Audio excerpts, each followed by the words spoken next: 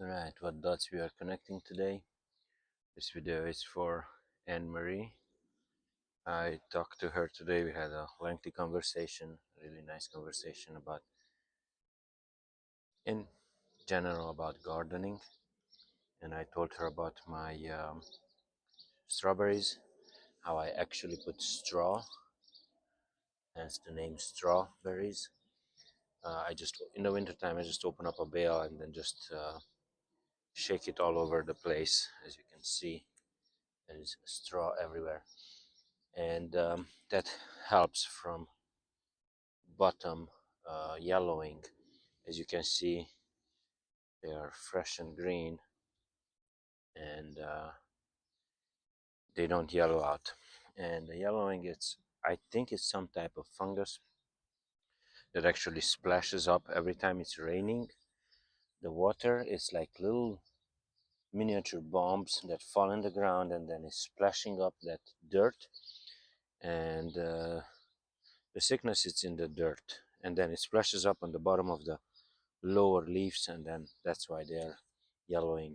But as you can see, it's literally hundreds, if not thousands, of uh, strawberries. Every single one of them, it's loaded. It's a lot, a lot, a lot. And there are two types of strawberries, and I have garlic in between. Look at that. This is all garlic. I'm just gonna yank it out.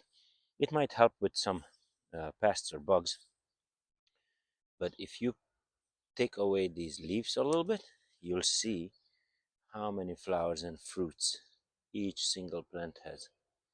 And these are dual I call it, they bear fruit twice a year. And this is my bed. It's a 4 by 8. That's it. That's all my strawberry bed. And this is different type of strawberry. As you can see, this have the pink flowers. Actually, I spotted one on the other corner that is look, these are loaded too.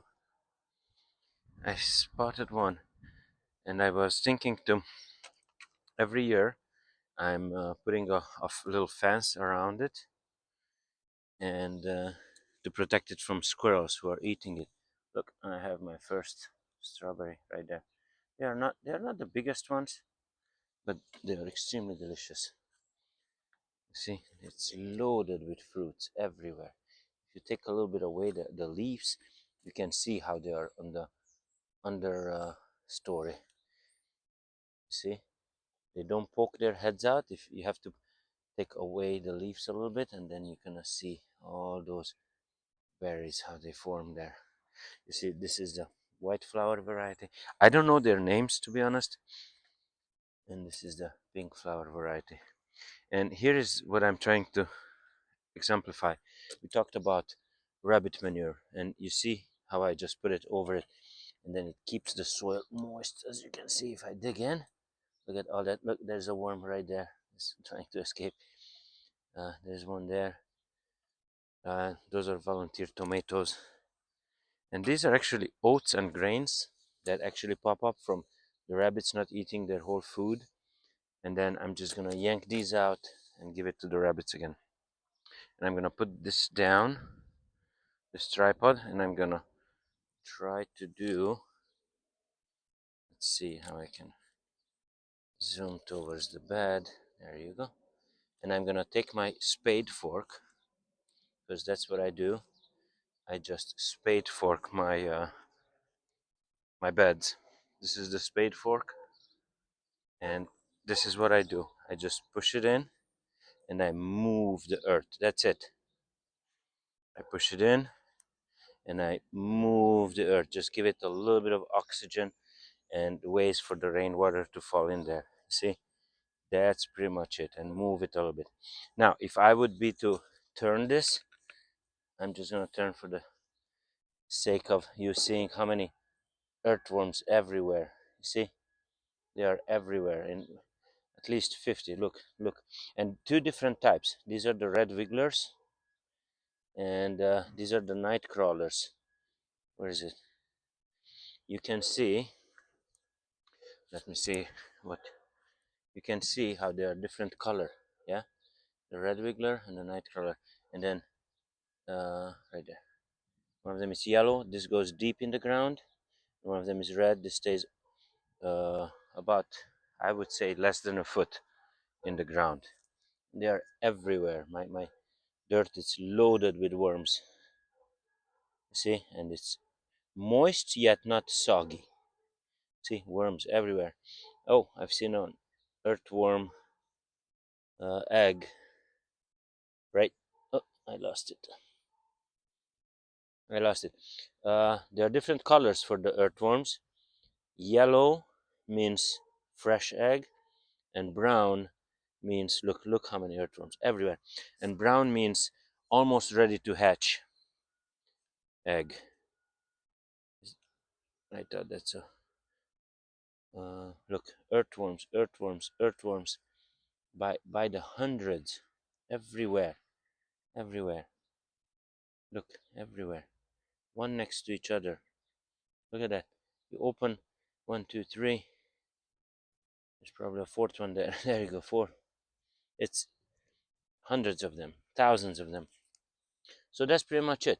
And you see, the soil is moist because of this rabbit poop. And when you push in the spade fork, it won't cut the worms in two. I mean, it has only 4 spades, so the probability of hitting the worm is way less than with a shovel. And then you see, just move it like that. That's it. That's it. You see, push it in, move like that, leave it. So I'm not really breaking the structure of the ground. I'm just aerating it. This is a carrot, a volunteer carrot. See, there's pine cones, something chew on it, probably my rabbits. Um, keep the soil covered. It's really important. That's the dots that we are connecting today about strawberries and about covering your soil. See, these are all new shoots from the rabbit poop. Once they are tall, I'm just gonna rip them out and give it back to the rabbits. These are some pepper plants. They are already producing. There's a pepper right there. There's one there with flowers. There's one right there full of flowers. I just planted these, I'd say about a week ago. I planted them outdoors in the ground. They have some discoloration. This is actually sunburn because they were not fully accustomed to the outdoor UVs.